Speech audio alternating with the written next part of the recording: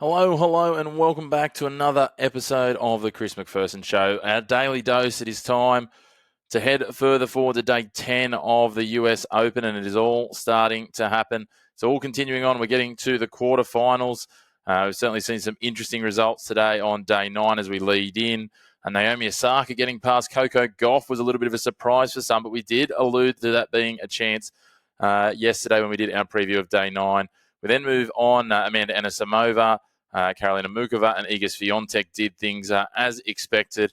Only Mukova having to go past straight sets. Anisimova was absolutely clinical against Beatrice Haddad-Maia. Swiatek strong as well against Alexandrova, both showing why they're obviously forces at our last Grand Slam at Wimbledon. So looking forward to seeing how that shapes up. That's going to be a huge quarterfinal matchup in 2 days' time. On the men's side, again, reasonably in line with what expectations were with just one blemish. Sinner, 1-1-1, absolutely dominant and putting out a warning sign to all and sundry, including that man on the other side of the draw that many are predicting and tipping him to match up with in Carlos Alcaraz. Can't wait to see that. Lorenzo Musetti. I thought Jean Mounard might get the job done, but Jean Mounard absolutely outclassed 3-1. Musetti setting up an all-Italian quarterfinal. Good news, Italian tennis fans. If you didn't already have enough of it, you are guaranteed a semi-finalist here at the US Open. It'll be Sinner or Musetti. Can't wait to see that. And then Alex de Minaur, again, clinical, 3-2-1 against Reedy. The qualifier did so well to have got through to the last 16, as we touched on, ranked in the 400s leading into this. So no disrespect, no diminished, certainly views of him. Well done to him. I'm sure that we'll see a little bit more of him as he continues to build on his career. But it was Felix Auger-Aliassime. We talked about the fact he's got some blemishes in his game. He seemed to be getting those out. And I tell you what, he continued on. 7-5, 6-3, 6-4 against the 15th seed in Andrei Rublev. And FAA is through to the round of 16 here at the US Open. A big clash against Alex de Minaur. De Minaur will head in as favourite. But I tell you what, if FAA can bring what he's brought the last couple of matches, he won't be too far away. That's going to be an enthralling clash when we get to day 11. But as I said in the intro, it's time to talk day 10. We're going to have a look at the matchups that come, and we'll have 4 quarterfinal matchups all coming to you on Arthur Ashe, and we can't wait for it. Let's talk in chronological order, and we'll start with Jessica Pegula versus Barbora Krejcikova. This is going to be an absolutely cracking matchup. The 4th seed up against the 2-time Grand Slam winner, currently heading into the tournament, was ranked in the 60s. They've played 3 times before, twice on hard courts, just over $1 million in prize money on the line for making the semi-finals. And when you look at this on the surface, Pegula, the 4th seed, she's barely spent any time on court comparatively. 4 hours and 51 minutes. She got done in under an hour in her last match. Krejcikova just over 8 hours and a 3-hour match in her last match. So really looking forward to seeing how this matches up. When we have a look at it, obviously Pegula's got that all-around power. We saw her that really on display at the Miami Open earlier this year. She's done well in some other hard court tournaments. The US Open, the home crowd get behind her. We know that. She really leans into it. She was a runner-up here last year. She's got a lot of points to defend, that's for sure. But Krejcikova coming back in, she's won 7 of her last 8 matches. She likes the hard courts as well, and she's one of those players that flies under the radar heading into Grand Slams and has done so before. Each time that she was leading in to these tournaments where she's won them, no one really expected it, and certainly no one was really hyping her as a genuine contender or being in the mix in the lead up to this edition of the US Open. Yet here she is, and I think she could match up quite well. She's a bit of a smoky for this. She beat Jessica Pegula on indoor hard courts last year at the WTA Finals. She also beat her in 2023. You've got to go back to their first meeting, the Australian Open in 2023, where Jessica Pegula won as the number 3 seed. Krejcikova was the 20th seed at that point. It was 5-2.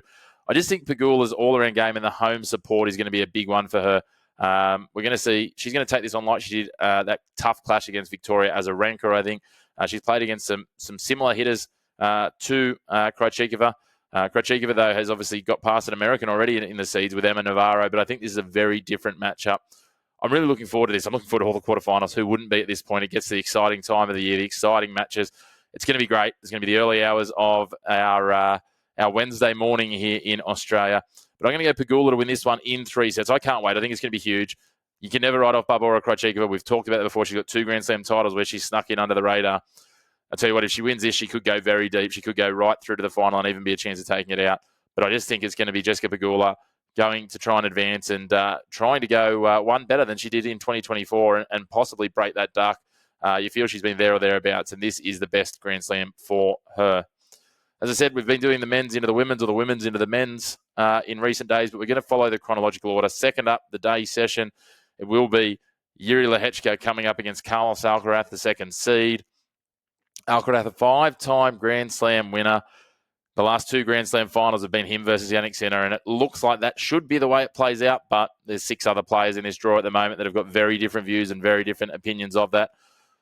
When we look at Carlos, he has just been dominant. His serve has been consistent. He hasn't shown those bumps, those Carlos moments where he just drifts out of matches. He has got through every match in straight sets.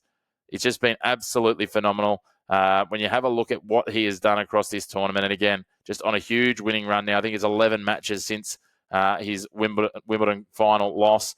Interesting, Lehechka has beaten Alcaraz on hard court earlier this year at Qatar, earlier in the year.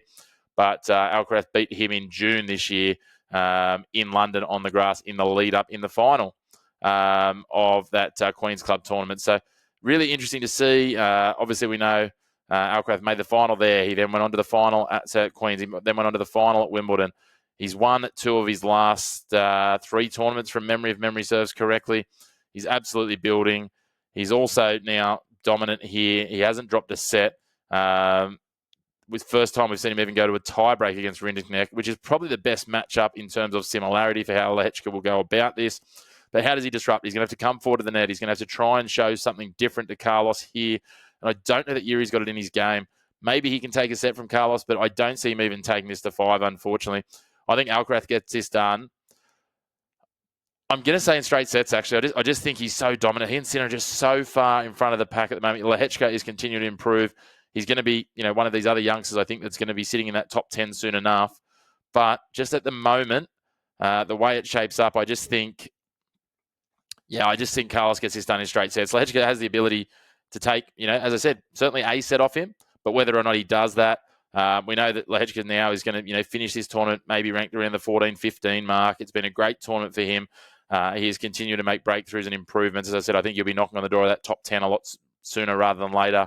But for me, that gap between these top 2 and the next few, it's significant at the moment, and you've only got to look at the ranking points. The two Alcaraz and Sinner sitting at almost 10,000 ranking points. The next best, Alexander Zverev at 6,000. You go to Taylor Fritz under 5,000 ranking points, which he can actually exceed if he wins his match, which we'll talk about in a little bit. But I've got Alcaraz winning this one in straight sets. The next one, Marketa Vondrousova coming up against Arina Sabalenka, the world number 1. Vondrousova, a Grand Slam winner. Sabalenka, a 3-time Grand Slam winner. Again, it's that matchup, that disparity. Sabalenka's just done it all in straight sets to this point. Vondrousova just dropped the 1 set, but she's had to play 7 hours versus just over 5.5. That extra 90 minutes on court doesn't sound like a lot, but when you come up against the power of Sabalenka, a 54-10 record this year, 30-5 on hard courts, she is just so dominant. There's a reason she's the runaway world number 1. But again, Vondrousova has beaten her this year. She beat her in June on grass at Berlin, but she then lost to her, and fairly comprehensively, at Cincinnati. Sorry, I had a mind blank there. And again, when you have a look through where Vondrousova has got the wins, it has traditionally been, unless we go all the way back to 2018 at Indian Wells, it has traditionally been on the natural surfaces. She beat her, as I said earlier this year, at Berlin. She beat her on the clay of Stuttgart in April last year. But then you go back to hard court matches in 2022 at the Australian Open, 2023 at the Adelaide International, 2021 at Miami, and it's all Arina Sabalenka, and reasonably convincing in a lot of those matches. So it's an interesting one.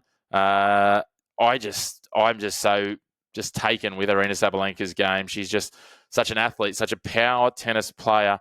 But there are a couple of ways we've seen, Coco Gauff and Iga Swiatek out hustle, outrun, out maneuver, out fitness, out finesse Arina Sabalenka in recent times. You only have to go back to, how it works out, when you have a look at some of the losses she's had to those guys. But then you put up the shoe on the other foot and you talk about the power game, how Amanda Anisimova got past Sabalenka in the semi-final at Wimbledon. And that's where I think if Vondrousova is to find something, that's where she needs to do it. Of course, as I said, these guys played at Cincinnati earlier this year in the second round, and it was 5-1. That's literally just over 3 weeks ago, 3.5 weeks ago they played. So does that sit in Vondrousova's head? As we said, her ability, she can go toe-to-toe with Sabalenka here. And if she can do that and do it well, but she needs to be executing that at 100% the whole way through to mix it. I think Vondrousova gets out of the gates hard. The head-to-head here, 5-4, is certainly in Sabalenka's favour, and recently more in Sabalenka's favour. I think she either takes Sabalenka to at least a tie-break in one of the two sets, or maybe if she can get the break, goes through to 3. But she needs to get a break because Sabalenka's record in tie-breaks is just absolutely phenomenal.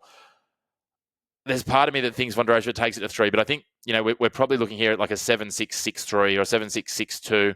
Sabalenka's tiebreak record too strong. She's going to get it done in straights and march on to the semi-finals. And what I'm predicting, obviously, as a matchup with Jessica Pegula, so looking forward to that. Jessica Pegula, obviously the American 4th seed. Another American 4th seed is Taylor Fritz, and Taylor Fritz comes up against Novak Djokovic, the 7th seed, former world number 1, 24-time Grand Slam champion, 101-time winner on the tour. It is absolutely phenomenal, and he's been in great form so far. But both of these guys, 14 sets to get here. They've both had a couple of 4-setters. But the thing about Djokovic is he's closed hard and fast in some of these matches. You only have to look back to some of those early matches against Saveda, the American, and Norrie in the second and third rounds where he dropped, a tiebreak, which is so un-Novak-like. But that's what you've got to do. You've got to take him to a tiebreak and then continue on, convert that, and then go again.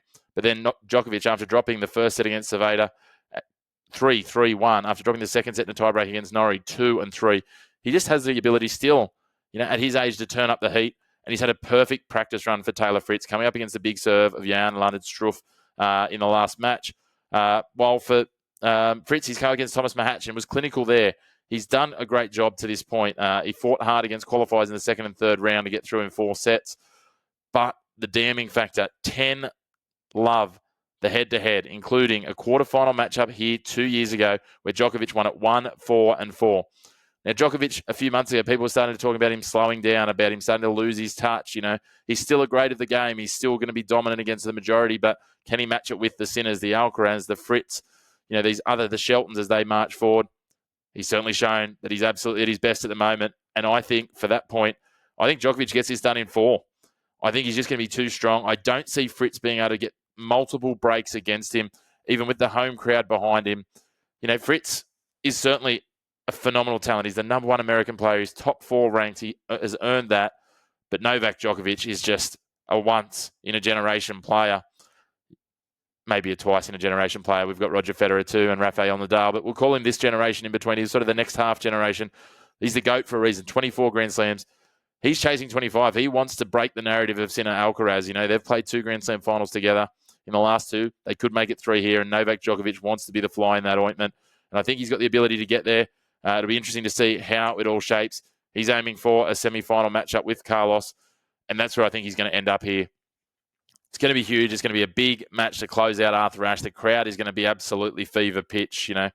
They've got a big one. They've got the world number 1 in women's leading in this night session into their number 1, their US top player, which will have the home crowd at fever pitch. It's going to be huge. Cannot wait for it. Really looking forward to seeing this matchup as well. All 4 matchups really just tantalizing. They're going to be great. But until we get into them, we don't know what happens. We've given you our predictions for now. We thank you for tuning in. Make sure you keep up to date with our YouTube by subscribing if you haven't already. Hit the bell down below so you get those notifications on our daily doses and our weekly episodes. We'll have another one of those on Thursday. Lots more content to come. We're going to be spreading our wings on some other sport. We'll have some updates on cricket coming soon as well with some daily doses, so looking forward to that. But plenty more to come. Plenty more to come here at the US Open. A big thank you as always for tuning in. If you haven't already, give us a follow on social media as well. You can find us on X, on Instagram, on TikTok, and on Facebook at The Chris Mack Show. And we'd love to see you there. Get involved down in the comments below. Let us know who you think wins. Let us know who we've got wrong. Have we got the sets wrong? Have we got the matchups wrong? Is there a different angle that we should have taken? We'd love to hear your thoughts. But in the meantime, we look forward to talking to you again tomorrow about the US Open and bringing you all things black and white in your sporting world. No greys here.